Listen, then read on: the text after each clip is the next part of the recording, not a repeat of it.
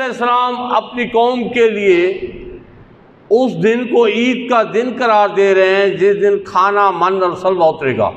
तो जिस दिन हमारे नबी मुकरम जो नबियों के भी सरदार हैं, बनी आदम के भी सरदार हैं, जो वजह तख्लीक कायनात हैं, और अल्लाह अज़्ज़ल ख़ुद फरमा रहे हैं हबीब आपको अगर पैदा करना मकसूद न होता तो अपना आप ज़ाहिर ना करता। अब जब उनकी विलादत बासादत हो तो उसको हम क्यों ना ईद का दिन कहें, बल्कि तमाम ईदों की जो असल ईद है वो यही ईद है, उसी की वजह से हमें तमाम ईदें बाकी मुयस्सर आई। सरकार आए हमें ईद उल फितर मिली, सरकार आए इस पूरी उम्मत को ईद उल अज़हा की खुशियां मिली। तो ये किन की वजह से है?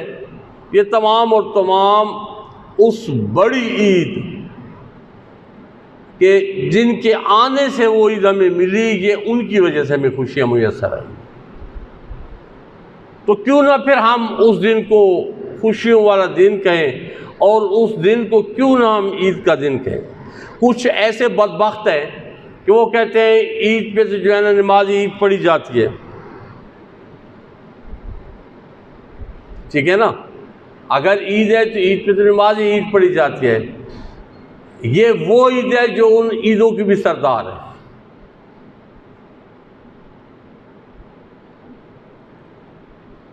अल्लाह ताला अज़्ज़ल ने जब ये फरमा दिया कि हबीब आपको पैदा करना मकसूद ना होता तो अपना आप ज़ाहिर ना करता, तो फिर हम वजह तख्लीक कायनात के पैदाइश के दिन को जब कोई खुशी करे या उसको कहे कि ये ईद का दिन है या उस दिन खुशियाँ मनाए, तो फिर तकलीफ़ किसको होगी? फिर सबके सामने फिर सबसे बड़ी तकलीफ तो शैतान को ही होंगी। क्यों कि आदम अलैहिस्सलाम और आदम अलैहिस्सलाम की जो ज़ुर्रियत है उसको आग से बचाने के लिए वो हस्ती आ गई कि जिसकी वजह से जो अपनी ज़िंदगी मुबारक में रोते रहे इस उम्मत मुबारका के लिए, और आज से 1400 साल पहले और 1400 साल से कुछ साल पहले जब आपकी विलादत बासादत हुई तो क़यामत तक के लिए आपकी तमाम उम्मत आपकी मरहूनी मिन्नत है। तो क्या आशिक लोग थे। एक दिन एक साले बंदे बैठे रो रहे थे और बार बार मुंह मुबारक से यही निकल रहा था, या रसूलुल्लाह सल्लल्लाहु अलैहि वसल्लम आप मेरे लिए भी रोते रहे। मैं तो अपने करतूत देखता हूँ कि मेरे करतूत क्या है, मेरे लिए भी रोते रहे हैं अपनी ज़िंदगी मुबारक में। एक बरेलवी आलम था, मुनाजरा हो गया एक देवबंद के साथ। जब से वो मुनाजरे के लिए आए बैठे तो जो बरेलवी थे उसने कहा यार मुनाजरे से हट के एक बात आपसे पूछता हूँ, ये मुनाजरे वाली बात नहीं है।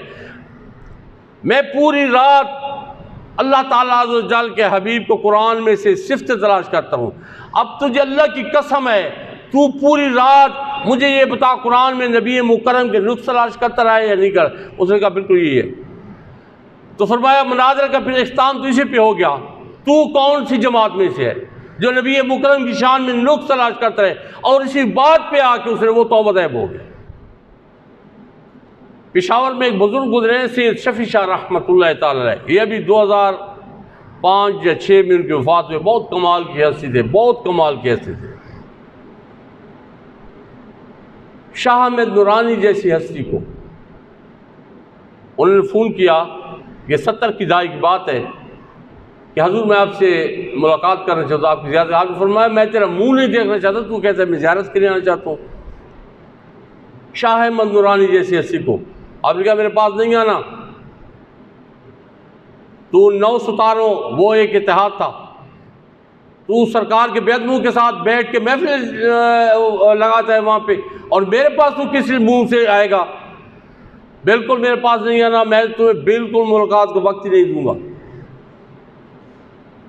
और जब उनसे पूछा गया कि हजूर हमारे मुल्क के हालात तो बहुत अबतर हैं, दिन ब दिन अबतर होते जा रहे हैं, तो आपके मुंह बार से एक ही लफ्ज़ निकला, जब तक मेरे आका पाक सिंह बारगाह अक़दस में बेअदबी होती रहेंगी, इस मुल्क में यही हालात रहेंगे। तो आपके सामने है।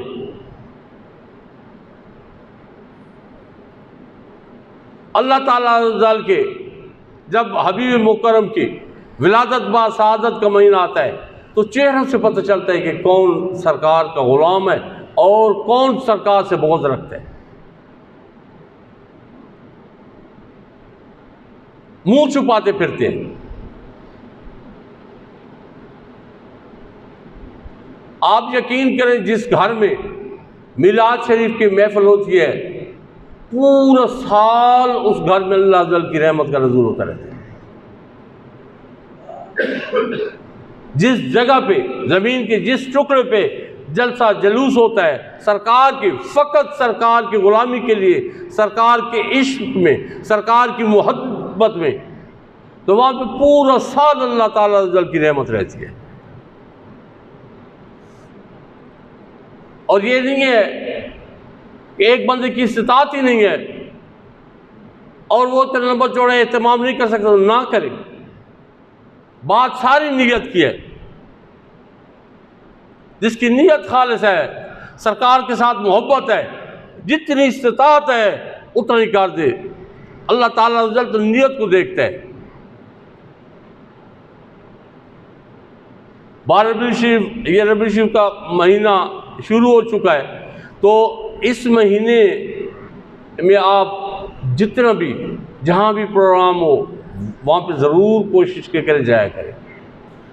अब्दुल हक मुहद्दिस देलवी अलैहिर्रहमा अपने मलफूज़ात में लिखते हैं, आप फरमाते हैं, मुझे अपने किसी अमल पे कोई यकीन नहीं है। बहुत कमाल की हस्ती गुजरे हैं अब्दुल हक मुहद्दिस देलवी, बहुत कमाल के वली थे, लेकिन क्या फरमा रहे हैं, मुझे अपने किसी फेल पे कोई यकीन नहीं है अपने अमल पे। हाँ, मुझे एक बात पे पक्का यकीन है कि दिल्ली में जहाँ मैं सुनता हूँ कि सरकार की मिलाद शरीफ की महफिल है, अब्दुल हक वहाँ पे पहुँच जाता है। और मेरा यकीन है कि मेरे वो लम्हात जो मैं सरकार की महफिल में जाता हूँ बारगाह अक़दस में ज़रूर मकबूल है। तो कोशिश किया करें। ये रबीउल शरीफ आता है 11 महीने तो हम कभी तवज्जो नहीं करते, जब रबीउल शरीफ आता है तो उस महीने में कोशिश किया करें जहाँ महफिल हो और आपको कोई अमर मजबूरी ना हो, कोई ऐसा अमर मजबूरी वाला जिसके बगैर कोई चारा नहीं है, वो तो एक अलग बात है, लेकिन छोटी मोटी बातों को छोड़ दें और सरकार के जहाँ पे महफिल है वहाँ पे पहुँच जाया करें। ज़रूर वो लम्हात आपके मकबूल होंगे। इस पुरफितन दौर की सबसे बड़ी यही खूबी होगी कि सरकार के साथ आदमी मोहब्बत करे। और मोहब्बत कैसे करे? टूट के मोहब्बत करे। मोहब्बत होती हुई है। सहाबा इकराम रज़ी अल्लाह ताला अन्हुम के आप देखें, उन्होंने सरकार के साथ जो मोहब्बत की मिसालें कायम की है, वो तो क़यामत तक उसका कोई तोड़ ही नहीं है, उसकी कोई नज़ीर ही नहीं है।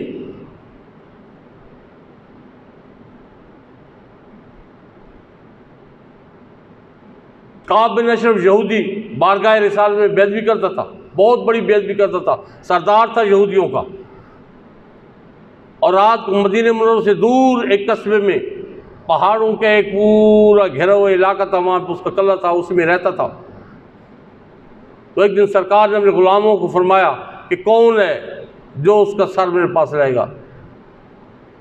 तो 3 या 4 सहाबा रज़ी अल्लाह हाजिर खिदमत, या रसूल अल्लाह हम तैयार हैं। सरकार ने उनको भेज दिया। फिर गए और रात के पैर में वो अपने महल से नहीं निकलता था, औरतों का रसिया था। तो एक तरीके से उन्होंने टैक से उन्होंने उसको बैर निकाला, जो ही बैर निकाला तो तैयार खड़े थे जवानों ने सर काट दिया, एक कपड़े में बांधा और रवाना हो गए। रात का पिछला पैर था, आप देख लिए मियाँ, तो रात का पिछला पहर था और जब वो जन्नतुल बकी के करीब आए, वहाँ से उन्होंने नारे तकबीर बुलंद किया, और सरकार अपने हुजरे मुबारक में नहीं थे, मस्जिद नबी शरीफ में उनके इंतजार में थे। जब उन्होंने नारे तकबीर बुलंद किया तो मस्जिद नबी शरीफ से आपने जवाब दिया उनको। तो सरकार की मोहब्बत में तो सहाबा किराम ने वो मिसालें कायम की हैं जो क़यामत तक कोई कर ही नहीं सकता। आज भी इस दौर में भी जिसने सरकार के साथ मोहब्बत की है वही नामवर हो गया है। ये हमारे साथ मीवाली के साथ ही एक कस्बा कलूर रोड के साथ एक बकरी चराने वाला था, बिल्कुल अनपढ़ था। रहीम यार खान से 4-5 बंदे आए इजारों पे और पता कर उस कस्बे का नाम पूछा, फलाना नाम है। तो उन्होंने कहा वो तो बकरी चराने गया है। किस तरफ जाता है? इस तरफ जाते हैं। वहाँ पे पहुँचे, देखा दराज कीजिए बकरी मेरे वो बैठे। पूछा तेरा ये नाम है? उसने कहा हाँ। उस बंदे ने कहा कि मैं उम्र पे गया था तो वहाँ पे मैं सोया तो सरकार ने मुझे तेरा पता भी बताया, तेरा नाम भी बताया और फरमाया कि उसको जाके मेरे सलाम दे दे।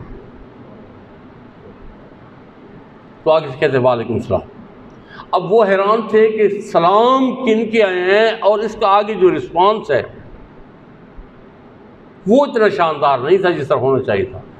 वो हैरान थे। तो उन्होंने कहा कि ये पता है किसके सलाम हमने तुम्हें दिए?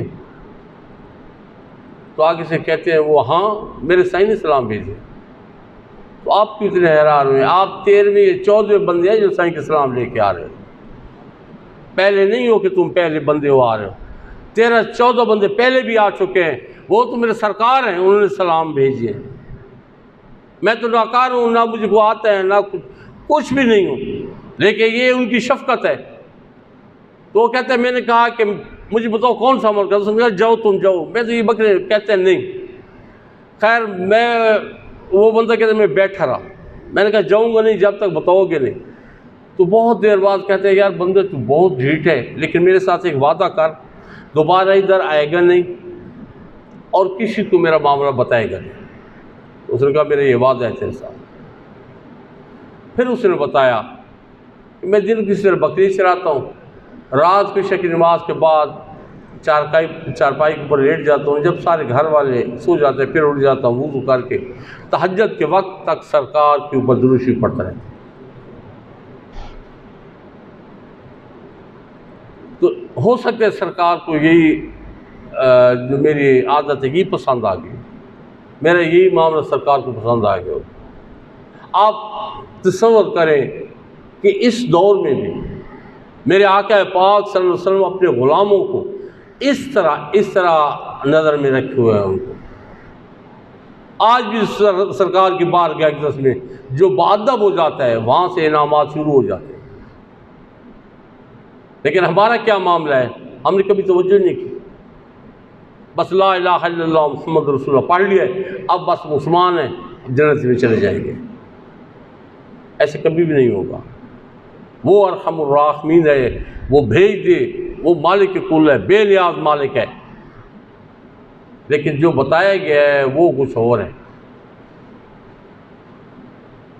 जब तक हम खुद को सरकार की ग़ुलामी में नहीं देंगे, ये ज़बान ही नहीं, ये ज़बान से नहीं, अमली तौर पे, उस वक्त तक हमारा ईमान कामिल ही नहीं है। और हम मुसीबतों में हर रोज़ नई नई मुसीबतों, नई नई इम्तिहानों में पढ़ रहे हैं। वजह क्या है? और वजूहात के अलावा एक ये भी वजह है, बल्कि सबसे बड़ी वजह यही है कि बारगाह रिसालत में हम बादब नहीं रहे। तो खुदारा कोशिश करें, ये रबीउल शरीफ का महीना है, सरकार की विलादत बासादत का महीना है। हर बंदा अपनी इस्तिताअत के मुताबिक अपने घर में, अपनी जो उसकी विसिनिटी है, जो उसका एरिया है, वहाँ पे कोशिश करे छोटा सा। तो फरमाते हैं मैं ना, मेरे पास कुछ भी नहीं था। मैंने कहा ये सरकार की आमद का महीना है, क्या करो? तो मैंने चने और ये रख दिए, सरकार की विलादत बासादत की तारीफ़ी होती रही, वो मैंने तकसीम कर दिए। रात को जब सोया ख्वाब में देखो तो सरकार के आगे चने और तकसीम फरमा दी। मतलब ये है कि ऐसा ज़रूरी नहीं है कि आप 100 देगी पकाएँ तो वो आपके मकबूल हो जाएंगी, और आप बिल्कुल थोड़ी सी कोई चीज़ रख दें और इस पे कोई नाराज़ होता है तो वो दफान हो जाए, वो नाराज़ होता है तो मतलब ये है कि उसकी आमद सिर्फ खाने के लिए, सरकार की मोहब्बत में नहीं है। तो इंशाअल्लाह इस दफ़ा भी रबीउल शरीफ का 12वीं शरीफ का जुलूस उसी तरह होगा। यहाँ पे आस्थाने से टाइमिंग आपको बता दिए जाएंगे, आस्थाने से होता हुआ रास्ता बिल्कुल वही होगा। और हाँ, एक बात है, आगे जहाँ पे जिन्होंने ठहराना है जुलूस को वो पहले बता दें, जो ऑलरेडी हैं वहाँ पे तो ठहरेंगे, लेकिन बाज़ दफ़ा कुछ ऐसे लोग होते हैं जिन्होंने एहतमाम किया होता है और वो कहते हैं कि ये हमारा एहतमाम रह गया, तो वो पहले बताएंगे ताकि वहाँ पे जुलूस को कुछ देर के लिए रोक ले। तो वही सारा होगा इंशाअल्लाह। यहाँ से रवाना होगा मेन रोड से होता हुआ वापस इधर ही, और इख्तितामी जो महफिल होगी वो इधर ही जामे मस्जिद में होगी। अल्लाह ताला रज़ाल हमें अपने नबी मुकरम की बारगाह अक़दस में बाअदब रखे, दीन मतीन समझने की तौफ़ीक़ अता फ़रमाए और उसमें अमल की तौफ़ीक़ अता फ़रमाए। वमा अलैना इल्लल बलागुल मुबीन।